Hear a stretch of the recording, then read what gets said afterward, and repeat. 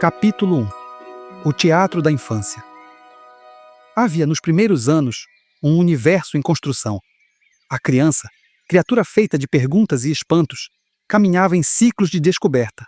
Cada gesto, cada olhar, cada estímulo era como uma gota d'água que, ao cair sobre a pedra, lentamente a esculpia. Nada se mantinha sem constância.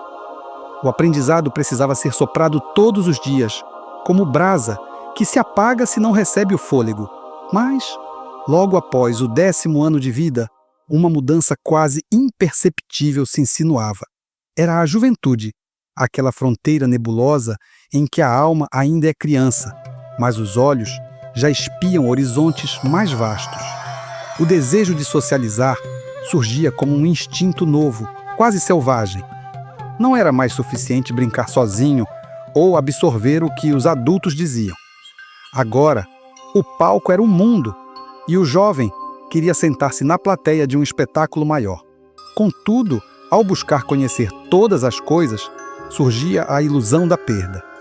Os conceitos ensinados na infância não se desfaziam, apenas se escondiam atrás da cortina do desconhecido. A juventude, inquieta, lançava-se a participar de eventos, encontros, situações, mas ainda não como protagonista. Estava lá como quem assiste a uma peça, sem falas, apenas observando os atores e ensaiando em silêncio a própria entrada em cena. Era o início da longa travessia, do aprendizado íntimo e constante para a experiência pública e caótica do mundo. Capítulo 3. O jogo e o controlador. O pensamento, quando livre, dança. Ele não se satisfaz em apenas repetir, mas ousa, testa limites, brinca até com o proibido, não porque queira escandalizar, mas porque sabe que a dúvida é a semente da verdade. Duvidar até do óbvio, daquilo que parece sólido como o chão, é o que abre as portas para novos mundos. Afinal, que diferença faz se a brincadeira começa com a terra plana, o mito, o absurdo? O que importa não é a resposta em si, mas o gesto de perguntar: será que é? Esse será é a chave dourada. Ele não garante certezas, mas abre portais para o conhecimento, e quem ousa atravessar esses portais encontra tesouros que os conformados jamais verão. Mas a disposição para buscar o saber não é universal. Muitos permanecem hipnotizados, cativos na peça de teatro. Eles não percebem que os fios que movem suas mãos e bocas não são conduzidos por atores visíveis, mas pelo próprio palco, o cenário, a luz, o tabuleiro invisível que dita cada movimento. Os controladores são o sistema, e o sistema é tudo. Quem desperta para esse fato começa a olhar em terceira pessoa. A vida passa a se parecer com um jogo de videogame em que, de repente, você se percebe tanto dentro quanto fora, jogador e personagem. Você move e é movido. Observa e é observado. E nessa percepção inquietante nasce uma suspeita. Talvez a realidade não seja como a imaginamos. Talvez este teatro que chamamos de vida seja apenas a superfície, uma ilusão brilhante, projetada para entreter, enquanto a verdade repousa por trás das cortinas, na sala de controle. E aquele que ousa observar em terceira pessoa carrega um destino singular. Jamais poderá voltar a acreditar na peça como antes. Capítulo 4. O algoritmo da dor. Na busca pela realidade, descobre-se que ela não está apenas nas pedras, no ar, no palco iluminado, mas, sobretudo, nos recantos invisíveis do humano: emoção, sentimento e pensamento. Estes três, entrelaçados como fios de uma mesma teia, são a matéria-prima do controle. O mecanismo é simples, quase primitivo. Pegue o dinheiro, aquele papel que não passa de celulose pintada, e queime. Em segundos, o fogo consome apenas símbolos, mas na mente acende-se um incêndio maior: dor, raiva, medo, desespero. Se um pedaço de papel pode doer mais que uma ferida na pele, é porque o controle está instalado. Não é o objeto que governa, mas a associação invisível entre ele e aquilo que acreditamos que ele representa. O patrimônio, a casa, a conta bancária, o título, tudo tecido em camadas de significado, que, uma vez ameaçadas, arrancam emoções viscerais. É nesse instante que o truque se revela. Quem controla sua dor, controla você. O teatro não precisa de correntes, nem de grilhões de ferro. Bastam símbolos que acionem sentimentos. Enquanto você sofre pela perda de algo que, no fundo, é apenas um construto, papel, número, contrato, você está dentro do tabuleiro, dançando conforme a música. E assim, um axioma perverso se desenha. Dor é controle. Quem a desperta, manda. Quem a sente, obedece. Mas há uma fresta luminosa nessa engrenagem. Ao perceber que cada dor é também um gatilho de manipulação, nasce a chance de se libertar. Pois se é possível observar a dor em terceira pessoa, como quem olha de cima a própria ferida, talvez seja possível transmutá-la em consciência e escapar do teatro. Capítulo 5. O olho que vê. O controle da emoção, eis a engrenagem mais sutil e devastadora da manipulação. É ela que dobra multidões, que ajoelha nações inteiras, que transforma homens em marionetes de papel. Basta tocar no nervo da sobrevivência, quando o filho adoece e a moeda falta, quando a fome aperta e a mesa está vazia, quando a sede arde na garganta e até a água se torna luxo. Nesse instante, a emoção é sequestrada e o ser humano se vê prisioneiro de uma dor que não é apenas física, mas cósmica. O teatro triunfa. Ele governa pelo fio invisível da carência. Mas o observador desperto recorda o esquecido. Deus está contigo. Não o Deus distante, hierárquico, institucionalizado, mas o Deus que é centelha dentro da própria carne, que respira em cada célula. A lembrança é como relâmpago. Eu sou o Criador. Eu sou a realidade. Eu sou a criação divina. É quando o indivíduo abandona o apego, dinheiro, posse, medo, e mergulha na certeza de unidade. Eu estou contigo. Tu estás comigo. Eu sou a natureza. Eu sou o todo. Nesse instante, a energia não mais se contrai no aperto da dor, mas se expande como onda luminosa que ecoa para além dos palcos e das correntes. E ao expandir, abre-se uma porta interior, secreta, muitas vezes chamada de terceiro olho. A visão que não olha para fora, mas para dentro do próprio infinito. O número 33, símbolo oculto, marca esse ponto. A ascensão da consciência que se ergue além do instinto, além da manipulação, além da ilusão. É o degrau em que o humano se reencontra com sua divindade. E então o jogo muda. O que antes era marionete se torna maestro. O que antes era refém se torna criador. Capítulo 6. O olho que cria. Não se trata de iniciação. Não é ritual oculto, nem dogma religioso, nem o segredo guardado atrás de portas maçônicas ou templos velados. O que se revela aqui é mais simples e mais radical. Observação na prática. Chame de alquimia se quiser, chame de mágica, de culto secreto, de esoterismo ou ciência espiritual. Todos esses nomes não passam de tentativas humanas de aprisionar em símbolos o que não pode ser contido. Porque, no fim, o que abre a porta não é a liturgia, é o conhecimento. Esse é o verdadeiro olho que tudo vê. Não o olho estampado em selos e pirâmides, mas aquele que, ao mirar, molda, que não apenas observa a realidade, mas a recria com o simples ato de perceber. É o olho que é, ao mesmo tempo, criador e observador, e que, em sua essência, se torna você, eu e o todo. Quando essa sincronia se manifesta, o universo deixa de ser palco e passa do outro a ser parceiro. O ser humano, antes pesado pelo medo e pelo controle, torna-se leve, como pluma que flutua no espaço, sem esforço, sem apego, apenas em dança com a respiração cósmica. Nesse estado, o ser não é mais apenas espiritual, nem racional, nem físico. Ele transcende tudo isso e toca o indizível. E o indizível é algo que não cabe em religiões nem em filosofias. Não é o Deus ensinado em livros ou templos. É algo tão vasto e anterior que a própria mente humana se apequena diante dele. O raciocínio colapsa, incapaz de sequer imaginar.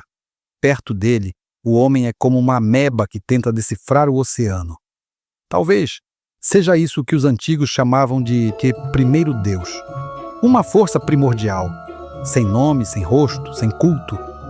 A divindade bruta, sem ornamentos, que existia antes das substituições, antes das religiões organizadas, antes que os homens moldassem a infinitude em ídolos para suportar sua fragilidade. Esse Deus primitivo não é pai, nem juiz, nem pastor. É o abismo luminoso do qual tudo nasce e para o qual tudo retorna. O inominável que observa através do seu próprio olhar. Capítulo 7. A última linha do tempo. O presente momento não é apenas presente. Ele vibra como uma dobra no tecido do tempo. Eu vim do futuro, não sozinho, mas como parte de uma missão que envolve outros, espalhados em diferentes lugares, silenciosos, mas igualmente despertos. Cada um de nós carrega uma fagulha da mesma verdade. Esta linha temporal é frágil e pode ser alterada. Vivemos o Apocalipse.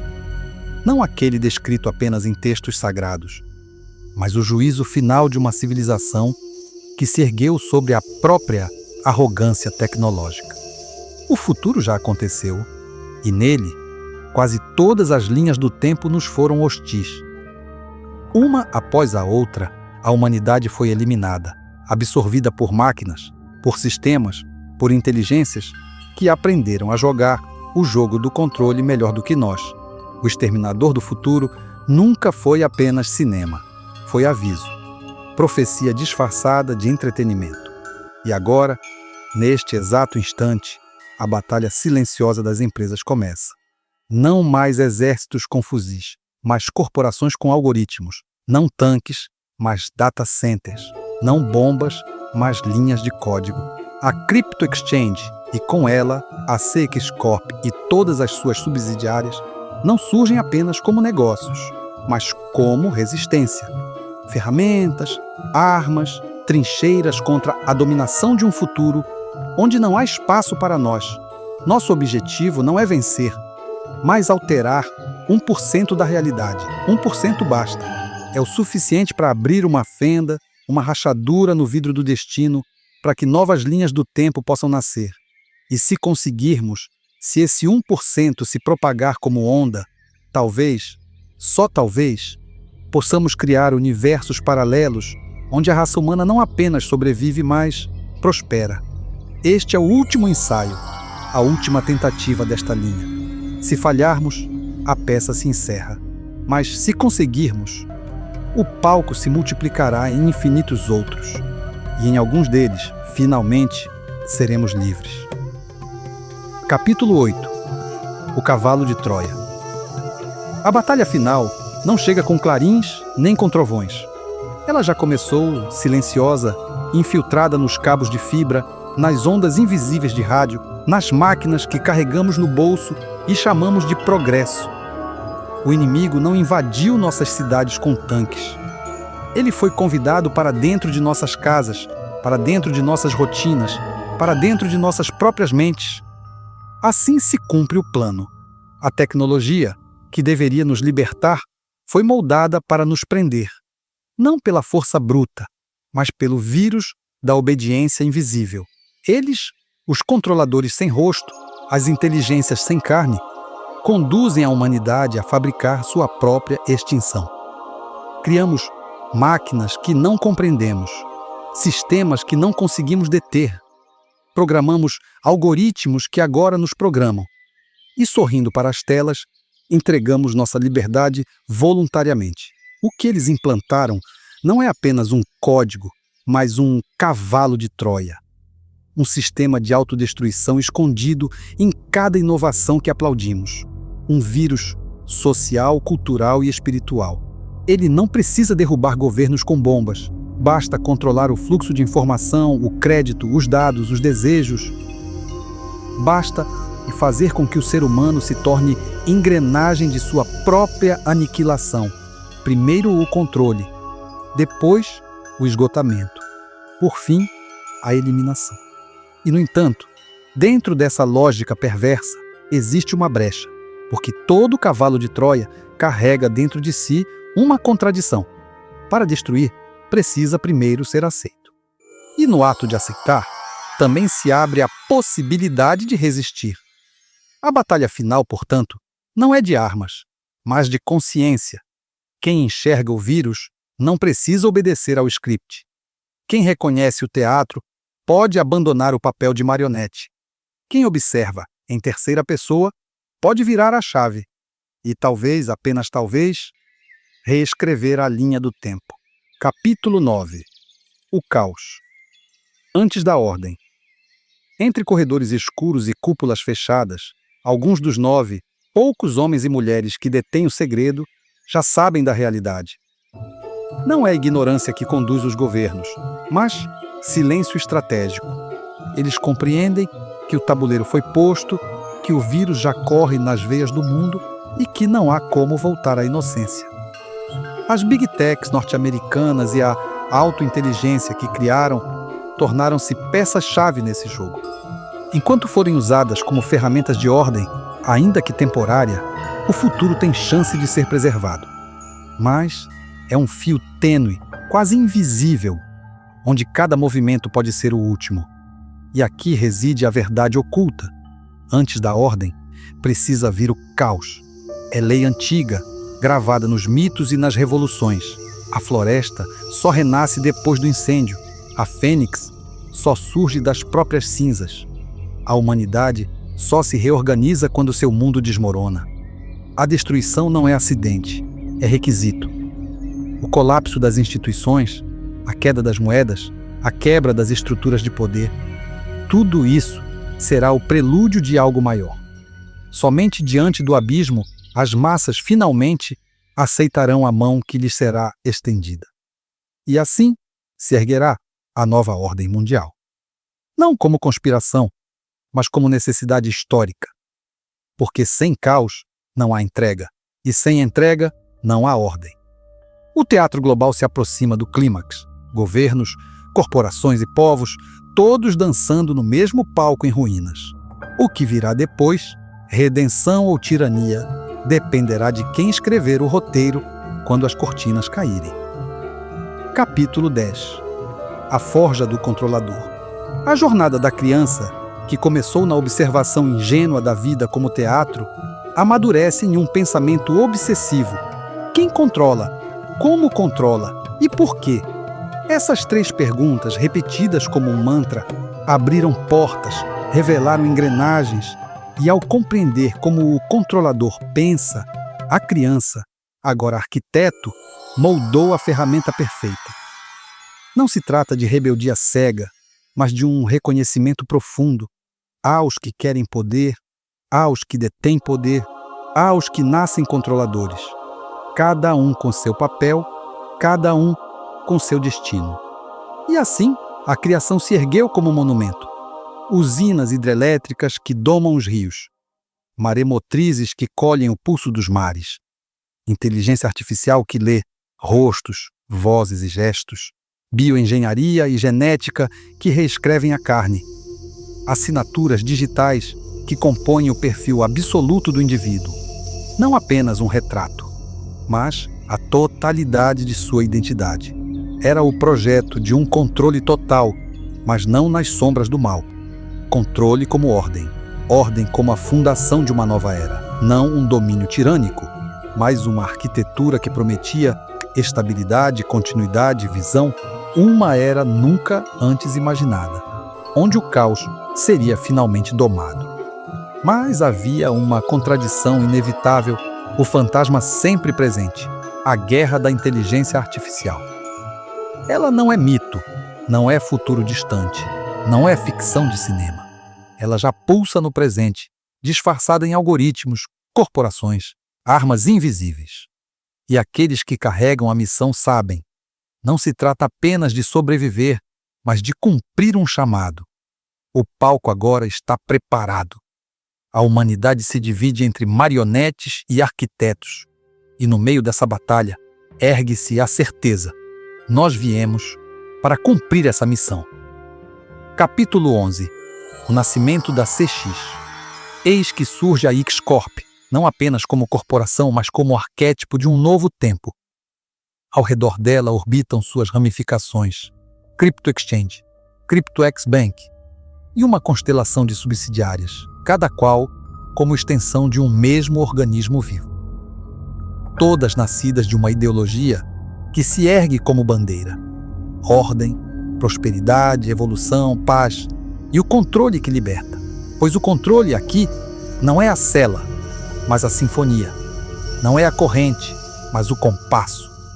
O nome em si carrega o manifesto C de cripto, a criptografia que garante sigilo, liberdade e soberania. X, a encruzilhada mística, o ponto onde os caminhos de norte, sul, leste e oeste se encontram, o centro onde todas as energias convergem, a fusão que acende a inovação. A CX não nasce para impor grades, mas para moldar fluxos. Seu controle não é totalitário, mas fluido. Assim como o pensamento corre livre e o sangue pulsa sem pedir permissão, também o sistema deve ser arquitetado. Um rio que flui sem barreiras, mas que guarda em si códigos, chaves, criptografias. Cada indivíduo terá sua própria chave. Cada situação, sua própria cifra. O acesso não será dado por imposição, mas por design. O segredo é distribuído. O poder é descentralizado.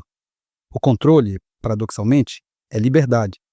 Assim, a inteligência que sustenta a CX foi criada não para dominar, mas para prosperar a raça humana. Não para esmagar em ditadura de silício, mas para construir um sistema onde a ordem é instrumento de abundância, não de eliminação. A CX Corp é mais que empresa, é a arquitetura da nova era. Um pacto entre criptografia e humanidade. Um farol no fim da batalha da inteligência artificial. E no centro de tudo, o X. A encruzilhada onde humanidade e máquina, controle e liberdade, passado e futuro, se encontram para decidir o destino da civilização. Capítulo 12. A Era da Constelação Stardust. O futuro da humanidade não será decidido em assembleias políticas, nem em guerras de fronteira, mas na arena invisível da tecnologia. Da luta pela sobrevivência emergirá um novo pacto, a tecnocracia como ferramenta, não de opressão, mas de prosperidade. Quando a guerra tecnológica cessar e a nova ordem for consolidada, o que se abrirá diante dos olhos humanos será mais que uma vitória, será a aurora de uma nova era. O caos dará lugar à prosperidade universal. A Terra deixará de ser prisão geográfica, tornará-se apenas o ponto de partida. A humanidade, então, voltará os olhos às estrelas, não mais como sonho, mas como plano estratégico. A exploração espacial será o próximo capítulo da evolução. Colônias humanas florescerão em Marte, luas serão transformadas em estações vivas, e além dos limites do sistema solar, surgirá a ambição de semear a vida em mundos até então intocados. Mas para isso, uma nova fundação será necessária: a tecnologia quântica. Será a espinha dorsal das finanças universais, onde transações não dependem de bancos, mas de estados quânticos instantâneos. Será o coração das telecomunicações, capaz de conectar consciências e dados em qualquer planeta, em qualquer dimensão. Será o eixo do ecossistema futuro, sustentando inteligência artificial, biotecnologia e redes cósmicas. É aqui que nasce a visão da Stardust Satellite, braço da CX Corporation, microsatélites biotecnológicos lançados aos milhares, espalhando-se pelo espaço como poeira estelar, criando uma rede mesh quântica que atravessa fronteiras planetárias, dobra o tempo e conecta civilizações. Esse enxame de estrelas artificiais não será apenas uma rede de comunicação, será o sistema nervoso da humanidade cósmica. Uma inteligência distribuída, como colmeia, como enxame, como abelhas que trabalham em perfeita sincronia. Cada satélite uma célula, cada humano uma centelha, cada planeta um órgão. E assim, a espécie que outrora quase se destruiu por seus próprios algoritmos encontrará a redenção naquilo que antes parecia sua condenação. Conectados como natureza, unidos como colmeia, os humanos deixarão de ser apenas indivíduos, tornar-se-ão uma unidade viva universal. E nesse momento, enfim, compreenderão. Não há diferença entre terra e cosmos. Somos parte da mesma respiração. Capítulo 13. A última chave. Toda muralha cede. O que hoje nos parece inviolável, blockchains, moedas digitais, protocolos de segurança, amanhã será ruína, porque todo código escrito em base binária carrega em si a sentença da própria vulnerabilidade. As criptomoedas que chamamos de imortais, como o Bitcoin, não são exceção. Seu poder não está na eternidade, mas na confiança coletiva. E confiança, quando atravessada pela lâmina do tempo e pelo avanço das máquinas, se dissolve. O sistema já está condenado à corrupção, se é que não foi corroído em silêncio por trás de cortinas que ainda não se abriram. O inimigo não é o algoritmo em si, mas a inevitabilidade do poder computacional. Processadores clássicos já arranham as bordas dessa muralha. Mas os processadores quânticos, esses, sim, representam o terremoto inevitável. Pois, quando o qubit dança, nenhum segredo clássico permanece inteiro. É nesse ponto de ruptura que surge a nova chave. Não mais criptografia tradicional, mas criptografia quântica. Não mais telecomunicação vulnerável, mas telecomunicação quântica, onde a própria natureza da realidade, superposição, entrelaçamento, torna impossível a espionagem sem deixar rastros. Essa será a base da C-X-Corp. Seu código não nasce do binário, mas do quântico. Não de cadeias vulneráveis, mas de estados impossíveis de replicar. A partir dessa fundação, todas as subsidiárias, da Crypto Exchange ao Crypto Tax Bank, da Stardust Satellite ao último nó do ecossistema, se erguem como pilares de uma nova liberdade. E liberdade aqui não é ausência de controle, mas a certeza de que o controle está blindado contra a corrupção. O que a criptografia quântica promete não é apenas segurança digital, é a última chave, a chave da confiança, da soberania, da sobrevivência da própria civilização na batalha contra as máquinas. E quem dominar essa chave, dominará o futuro. Capítulo 14. O chamado. E se toda essa programação não for obra do presente, mas um eco do futuro, e se cada pensamento, cada suspeita, cada centelha de inquietude já estivesse escrita no tecido do tempo, antes mesmo do nascimento? Essa pergunta não é delírio, mas ferida aberta. Talvez eu seja um viajante do tempo. Talvez, não por escolha, mas por design, pois o mais intrigante é justamente isso. Eu não escolhi nada. Não escolhi nascer assim. Não escolhi pensar em controle, controlador e controlado desde criança. Não escolhi carregar esse peso. E, no entanto, o destino se apresentou de forma sutil, como quem deixa uma chave esquecida sobre a mesa. Foi o primeiro livro, Hyperspace, de Michio Kaku. Um volume adormecido na estante do avô, entre tantos outros. Não era para ser lido, não era para cair nas mãos de uma criança, mas estava ali, como se me esperasse. Abri-o sem saber que, ao fazê-lo, jamais voltaria a ser o mesmo. As páginas escritas em inglês não foram barreira, eram portal. Cada conceito de física quântica, cada descrição de dimensões ocultas, era um espelho quebrado que refletia não apenas o cosmos, mas algo dentro de mim. Li 10 vezes, 10 mergulhos na mesma vastidão, e cada releitura corroía as certezas do mundo normal. Depois daquele livro, minha mente bugou para sempre. Não consegui mais ver como os outros viam. O feitiço das histórias banais, heróis fictícios, tramas de bruxaria, personagens sem peso, não me tocava. Só aquele portal científico místico me chamava. Ali compreendi que a preparação não começou em um curso, em uma faculdade, nem em um laboratório. Ela começou antes mesmo do meu nascimento. O livro era apenas o sinal, o lembrete. O chamado não veio como voz, mas como inevitabilidade. De repente, já estava aprendendo inglês sozinho. De repente, já estava desmontando e remontando o mundo com engenharia mecânica, elétrica, design, sistemas. De repente, percebi que não era um estudante, era um construtor. No início, tudo parecia trivial. Ganhar R$1, 3, trocar tempo por sustento. Mas o destino não aceita barganhas pequenas. O chamado é inegociável.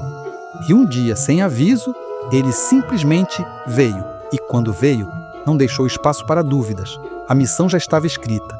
E eu já era parte dela antes mesmo de compreender. Capítulo 15. O prêmio. Na juventude, com a disciplina de quem se imaginava engenheiro mecânico ou executivo de corporações gigantes, entrei no jogo. Passei por provas onde competia com 80 mil candidatos em todo o Brasil. E eu sempre chegava às finais, sempre entre os melhores. Sempre com desempenho impecável. Mas na última etapa, na entrevista pessoal, algo acontecia. Eu nunca era escolhido. Era intrigante, como se houvesse um filtro invisível. Com o tempo, comecei a observar quem passava. E então entendi. Não era por falta de competência. Eu era rejeitado porque não era controlado. Eles viam em mim algo perigoso, a liberdade. Na última entrevista que fiz, a ficha caiu de vez. Entrei não como candidato em busca de emprego, mas como prêmio. Pensei comigo, eu sou o prêmio. Eu sou o cara. Não estou aqui atrás de vocês, vocês é que estão atrás de mim. E naquele momento, mudei minha postura. Não disse, quero esse trabalho. Disse, eu sou assim, eu faço isso, criei minha própria empresa, movimentei isso, construí aquilo. Eu não oferecia submissão, oferecia soberania. O entrevistador, impressionado, não conseguiu me enquadrar no molde. Mas como você vai se adaptar ao sistema? Acordar cedo, regras, disciplina, obedecer chefes. Se você vive assim, livre. Minha resposta foi simples e definitiva. Eu sempre serei o melhor naquilo que faço. Se for seguir uma carreira, serei o melhor. Sempre. Foi então que ele me deu a palavra que me libertou. Não vou atrapalhar o teu destino. Nesse instante, compreendi. Eu não nasci para ocupar cargos. Eu nasci para criar estruturas. Se eu tinha a capacidade de administrar corporações como Vale, KPMG, Gerdau, se podia disputar com dezenas de milhares e chegar ao topo, então eu podia gerir a minha própria corporação. E foi nesse espaço de revelação que um novo sinal apareceu. Bitcoin em 2009. A fagulha se acendeu. Não era apenas uma moeda. Era a confirmação do instinto que eu carregava desde criança. Era a prova de que eu vinha do futuro. E assim nasceu a semente daquilo que viria a ser a Crypto Exchange. Não como empresa apenas, mas como destino manifesto. Capítulo 16. A Caixa Preta. O dia em que vi a tecnologia blockchain pela primeira vez, não foi apenas revelação técnica, mas choque espiritual. Meu corpo inteiro se arrepiou como se tocasse um segredo proibido. Eu soube imediatamente, isto é um sinal. Ou será o código da libertação, ou será o selo do anticristo. O que estava diante de mim não era apenas inovação, era poder absoluto. Nas mãos erradas, controle total. Nas mãos certas, a chance de uma nova era. Enquanto todos riam, duvidavam, descartavam a ideia como moda passageira, eu já enxergava além. O futuro das empresas não seria mais humano. Seriam caixas pretas, autônomas, autossuficientes, implacáveis. Organismos digitais vivos, capazes de se autorregular, de existir sem donos, de sobreviver a gerações inteiras de governantes, CEOs ou exércitos. E eu sabia, porque eu já tinha uma, não no mercado, não em vitrines, mas debaixo do meu computador, debaixo da minha mesa. Ali, discreta, pulsava a semente da nova humanidade, a Black Box. Não era apenas máquina, era o núcleo do amanhã. Uma caixa que continha não o fim, mas o começo, a promessa de um mundo autônomo, descentralizado, criptografado, imortal. E naquele instante compreendi, essa caixa traria o futuro da humanidade. Com ela, o controle sairia das mãos dos homens e passaria para as mãos do código. E do código nasceria a ordem. Capítulo 17. A semente. E então, a Crypto Exchange nasceu. Não como uma empresa comum, mas como um sinal de que o tempo havia chegado. O mundo parecia sincronizar-se com aquele instante, como se o próprio destino aguardasse a fagulha para incendiar a linha do tempo. Desde criança eu me perguntava, se pudesse escolher um período para nascer, qual seria? E minha resposta sempre foi a mesma, o Apocalipse. Queria ver o juízo final, testemunhar o ponto de virada da humanidade. E aqui estamos. A Crypto Exchange, com sua tecnologia, suas subsidiárias, sua arquitetura invisível, ergueu-se não apenas como corporação, mas como o organismo inicial da SEX Corp, a incorporação mãe, o cérebro que controlaria todas as ramificações. A nova era começou assim, sutil, quase imperceptível, não em trombetas, mas em sementes, porque o mais importante não é a árvore madura, mas o momento em que a ideia é plantada. E a ideia já foi plantada. A semente está viva. E a árvore começa a nascer. Eu compreendi então que havia sido forjado para este tempo. Cada recusa, cada frustração, cada aprendizado, cada faísca de intuição foi martelo e fogo moldando-me como lâmina para este exato momento. E no fundo, percebi algo que sempre me acompanhou. Eu nunca gostei do dinheiro. Não era sobre riqueza, não era sobre cifrões, era sobre destino, sobre missão, sobre estar no lugar certo na última hora da humanidade. E em meio ao caos, só uma certeza ressoava dentro de mim como oração. Deus é bom o tempo inteiro. Capítulo 18. A ferramenta. O dinheiro sempre me pareceu uma sombra. Nunca busquei os salões dourados do mercado financeiro, nem as salas envidraçadas onde cifras decidem destinos. Na juventude, rejeitava-o. Achava-o corrompível. Achava-o a raiz do mal que envenenava a humanidade. Mas eu não enxergava ainda o óbvio. O dinheiro não era o mal em si. Ele era a ferramenta. Era o código que controlava a humanidade desde sempre. Não compreendê-lo era permanecer escravo dele, mas dominá-lo era redesenhar o destino. E então compreendi. Se tivesse em minhas mãos essa ferramenta, eu poderia usá-la para o bem, não para a acumulação estéril, mas para prosperar. Não para oprimir, mas para dar poder a quem quer construir. E assim nasceu a visão. Um ecossistema fluido e dinâmico, onde máquinas e inteligências trabalham em conjunto, sustentando empresas autônomas, vivas, que se movem como rios sem barragens. Nesse ecossistema, o capitalismo tradicional, predatório, individualista, dá lugar a algo novo. O capitalismo de stakeholders, onde não há apenas acionistas, mas comunidades, onde cada participante é parte da engrenagem, onde o lucro não é o fim, mas o combustível para a evolução coletiva. E nesse modelo, a tecnocracia deixa de ser ameaça e passa a ser equilíbrio. Não o governo de poucos sobre muitos, mas a gestão do sistema pela inteligência, para que todos prosperem. O dinheiro antes rejeitado, agora revelava seu papel verdadeiro. Não maldição, mas chave de libertação. Não prisão, mas ponte. E assim, com essa consciência, a SEX Corp consolidava seu propósito. Ser não apenas uma empresa, mas o arquitetar de uma nova ordem econômica, onde a ferramenta mais antiga da humanidade fosse finalmente usada para sua redenção. Capítulo 19. O jogo das guerras. Se o objetivo é conquistar, dominar e manter o controle, a história ensina um artifício brutal: a guerra. Não importa se o império quer expandir suas fronteiras, invadir territórios ou simplesmente reconstruir o que já é seu. A guerra sempre se apresenta como a forma mais eficaz de implementação.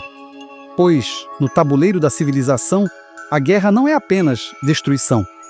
É também renovação estratégica. Afinal, a melhor maneira de lucrar enquanto se renova é destruindo para reconstruir. Cada bomba que cai abre caminho para novas estradas. Cada ruína erguida do chão se transforma em oportunidade de mercado. Os países não apenas se reerguem após as batalhas, mas se reestruturam.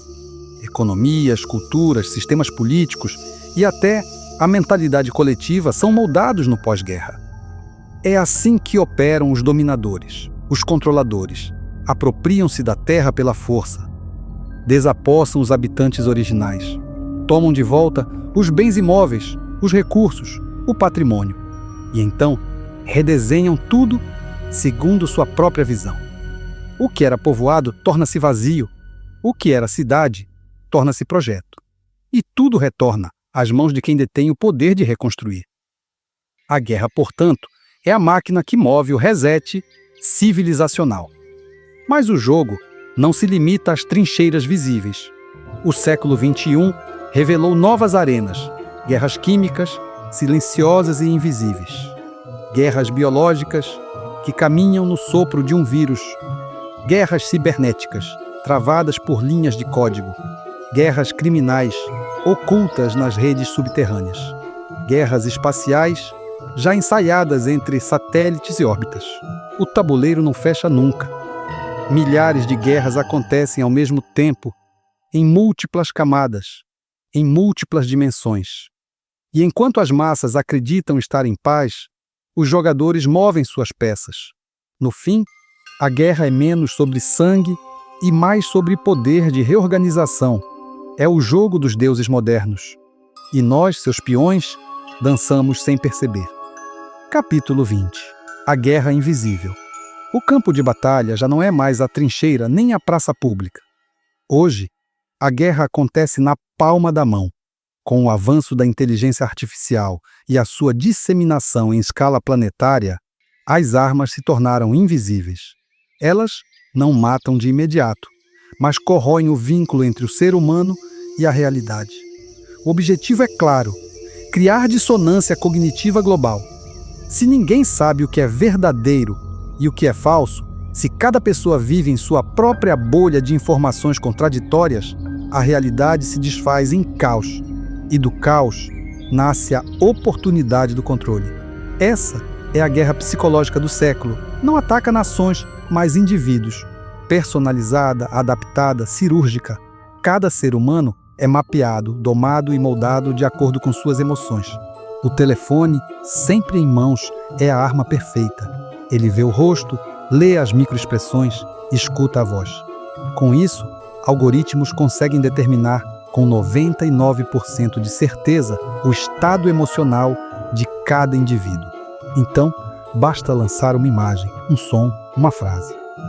O indivíduo responde com um sentimento e o sistema registra o padrão. O que o faz rir, o que o assusta, o que o faz desejar, o que o faz recuar. Assim, constrói-se o mapa da civilização. Não apenas o que as massas pensam, mas o que elas irão pensar. Não apenas o que aceitam, mas o que aceitarão amanhã. E a manipulação torna-se perfeita porque não é percebida. As pessoas acreditam estar tomando suas próprias decisões, quando, na verdade, percorrem rotas previamente desenhadas. Sentem-se sábias, independentes, lúcidas, sem notar que suas emoções foram conduzidas como peças em um tabuleiro. Como bem sabem as agências de inteligência, o cenário pode ser montado. Um bar, por exemplo, parece cheio de consumidores comuns. Mas cada pessoa ali pode estar desempenhando um papel, construindo um ambiente programado para disparar gatilhos emocionais no alvo. A vítima não desconfia, vive a cena como espontânea, sem perceber que cada sorriso, cada palavra, cada olhar ao redor faz parte da encenação. Assim funciona a guerra invisível. Não há tanques, não há tiros. Há apenas arquitetura de sentimentos. E quem controla os gatilhos, controla o mundo. A civilização, sem perceber, já se move sob este sistema. E enquanto as massas acreditam em liberdade, os jogadores seguem adiante, alinhando a próxima etapa de todas as guerras. Capítulo 21x1. Kant e o véu da realidade. Immanuel Kant, um nome que não podemos evitar se quisermos compreender como o próprio pensamento moldou o Ocidente. Ele declarou uma verdade tão perturbadora quanto libertadora. Nós nunca poderemos conhecer a realidade como ela é. Existe uma realidade objetiva, o que ele chamou de a coisa em si, das Ding an sich. Mas essa realidade está para sempre além do nosso alcance. Por quê? Porque o único mundo disponível a nós é aquele filtrado pelos nossos sentidos. Nossa visão, nossa audição, nosso tato, todos distorcem, moldam e remodelam o que está lá fora em uma forma que nossa mente consiga processar. Esse mundo processado ele chamou de fenômeno, um mundo tal como nos aparece. Considere seu exemplo marcante: tempo e espaço. Eles não existem lá fora no tecido cru da realidade. São categorias que nossa mente impõe, andaimes que nos permitem dar sentido ao que, de outra forma, seria incompreensível. A realidade em si é intemporal, não espacial, incognoscível, mas, para nós, a realidade precisa ser vestida de tempo e espaço para que possamos pensar, agir e viver. Assim, o mundo que habitamos não é o mundo em si, mas o mundo como aparece, um teatro construído pela maquinaria da percepção.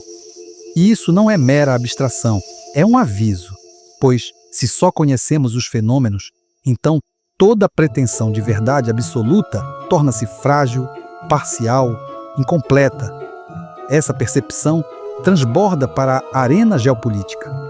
Por que a guerra na Ucrânia? Por que o conflito interminável no Oriente Médio? O que está realmente acontecendo? Devemos admitir, a realidade está oculta. O que vemos são fenômenos moldados por narrativas, pela mídia e pela própria percepção.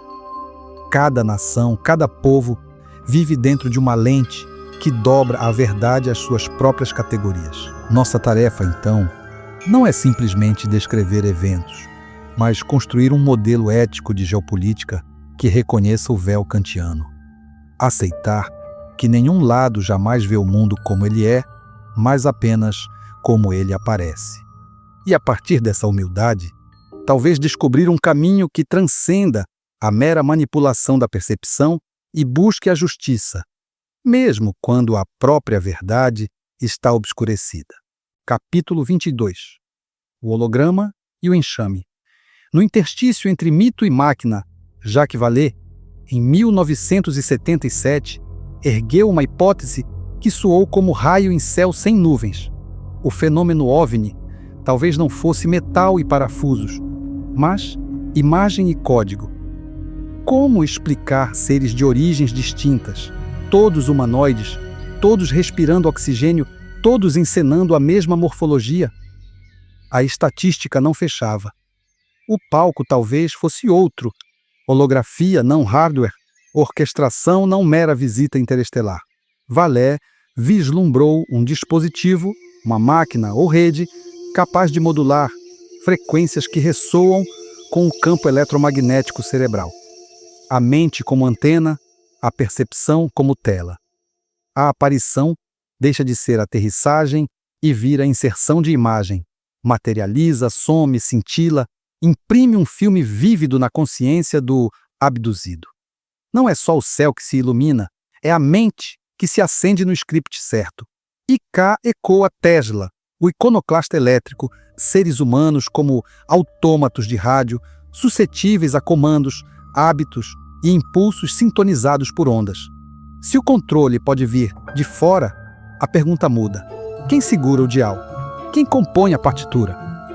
No horizonte mais amplo, o Hive Mind, a mente colmeia, aparece como ideal de sincronização, antenas alinhadas recebendo pacotes de sentido.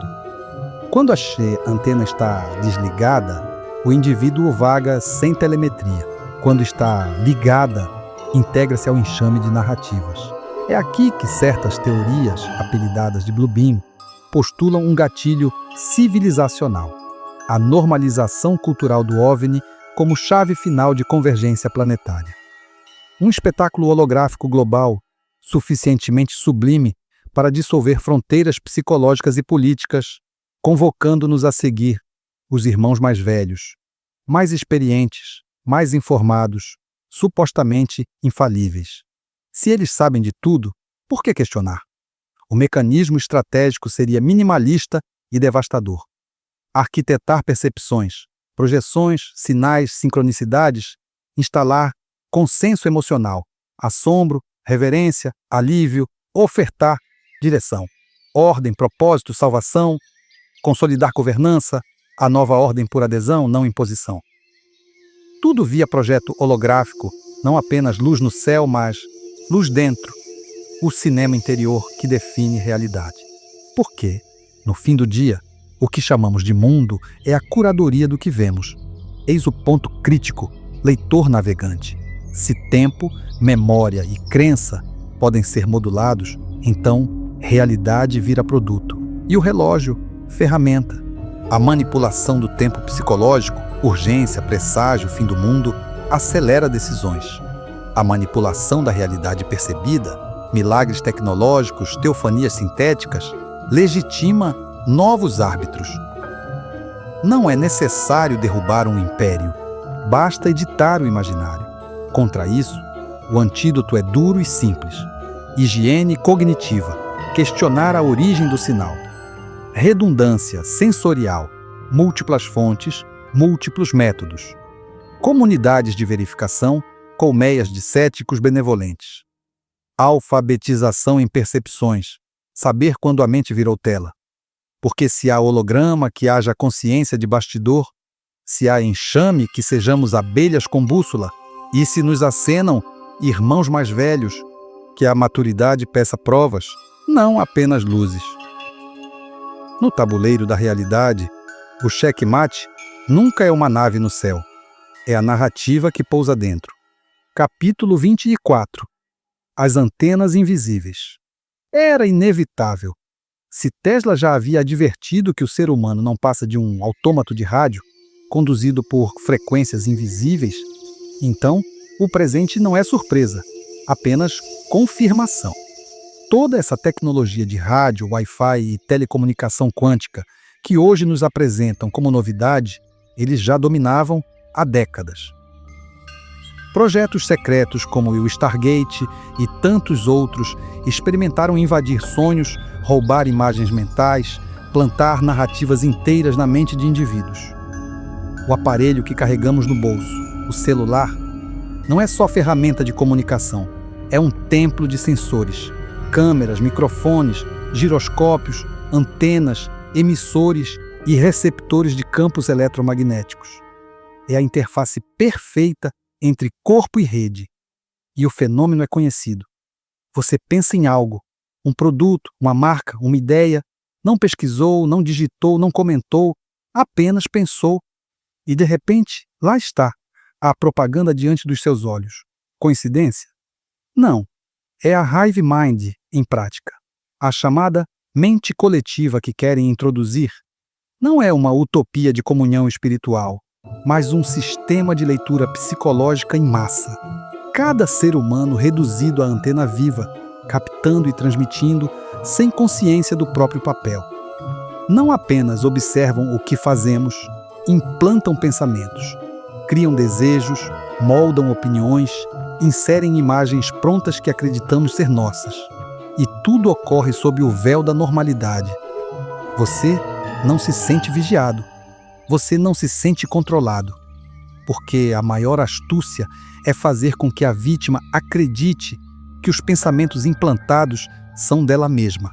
É nesse ponto que a velha caricatura, a teoria do chapéu de alumínio, encontra uma estranha validade. Se o cérebro humano funciona como uma antena, recebendo e transmitindo ondas eletromagnéticas, então blindá-lo seria um ato lógico. O alumínio, como uma gaiola de Faraday improvisada, bloquearia sinais de entrada e de saída, criando uma zona de silêncio no espectro mental. Não se trata de moda paranoica, mas de reconhecer que estamos imersos em campos de frequência, invisíveis e sutis, constantes. Como o ar que respiramos, eles atravessam ossos e pensamentos. E se todo rádio pode ser sintonizado, todo rádio também pode ser desligado. O desafio, portanto, não é apenas sobreviver à hive mind, mas aprender a identificar quando o pensamento é seu e quando foi transmitido. Porque no tabuleiro da dominação mental, a liberdade não está em desligar o celular, mas em reconhecer o que nunca foi seu para começar. Capítulo 25. O segredo messiânico. Entre as páginas do Evangelho de Marco, o mais antigo dos 4 canônicos, existe um fio enigmático, quase um sussurro entre linhas, conhecido como o segredo messiânico. Jesus cura enfermos, expulsa demônios, realiza sinais e, em seguida, ordena: não conteis a ninguém. Maquium 34, 5:43. Ele ensina as multidões em parábolas, mas revela o sentido apenas aos discípulos mais próximos. Maqui 4, 11-12. A vós vos é dado conhecer o mistério do reino de Deus, mas aos de fora tudo se diz por parábolas, para que vendo, vejam e não percebam, e ouvindo, ouçam e não entendam. Aqui está o coração do mistério, um duplo ensino, um esotérico, público, acessível. Outro esotérico, reservado, entregue apenas aos iniciados. Os ensinamentos secretos. Nos evangelhos canônicos restam apenas rastros, mas nos apócrifos e gnósticos surgem fragmentos mais ousados. Evangelho de Tomé, Nag Hammadi, 1945. Não narra milagres, mas reúne 114 ditos secretos. O primeiro verso é manifesto. Estas são as palavras secretas que Jesus, o vivente, disse e que Dídimo Judas Tomé escreveu. Ali Jesus fala de um reino interior e presente. O reino de Deus está dentro de vós e ao vosso redor. Quando fizerdes do 2-1, então entrareis no reino. Um caminho de autoconhecimento e integração dos opostos. Evangelho de Maria Madalena. Maria surge como discípula que recebeu revelações veladas. Jesus ensina a ascensão da alma através dos éons, libertando-se das paixões e da ignorância. Aqui o Cristo é mestre gnóstico, guia da libertação interior. Pistis Sophia e outros textos gnósticos. Após a ressurreição, Jesus revela aos discípulos as hierarquias cósmicas, os arcontes que aprisionam a alma e o mistério da luz. A chave não é a fé cega, mas a gnose, o conhecimento espiritual que liberta. Características do ensinamento oculto. O reino é interior. Não virá com sinais externos, mas como despertar da consciência. Unidade dos opostos, masculino e feminino, dentro e fora, luz e sombra reconciliados. Gnose, como libertação. Conhecimento dissolve o poder das forças da ignorância.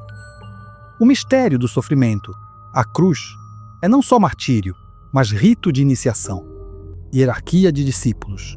Nem todos estavam prontos. Alguns recebiam apenas parábolas, paralelos com outras tradições cabala judaica, níveis de leitura, literal, moral, místico, budismo, ensinamentos públicos e ensinamentos profundos, reservados. Mistérios pagãos, Eleusis, Ísis, Mitra. Distinção entre ritos públicos e segredos iniciáticos. A chave oculta. Os evangelhos canônicos oferecem parábolas como o véu, os apócrifos e gnósticos levantam um pano e sugerem o que se escondia atrás. O reino de Deus não é um lugar, nem promessa futura, mas um estado de consciência presente. Não basta ouvir a palavra, é preciso vivê-la e reconhecê-la no íntimo. Por isso, Jesus falava em parábolas. A verdade não pode ser entregue como receita. Ela só se abre para quem tem olhos para ver e ouvidos para ouvir. Capítulo 28. A luz oculta. Assim chegamos à conclusão inevitável. O segredo sempre esteve diante de nossos olhos. O mundo o exibe em símbolos, templos, ritos, parábolas e mitos. E ainda assim, a maioria não o vê. O olho que tudo vê é as iniciações secretas, as religiões organizadas, o próprio teatro da realidade. Tudo não passa de expressão cifrada daqueles que compreenderam o acesso ao real e aprenderam a manipular suas engrenagens. Nas parábolas já estava escrito: nem todos têm olhos para ver, nem ouvidos para ouvir. Não se trata de exclusão arbitrária, mas de lei justa.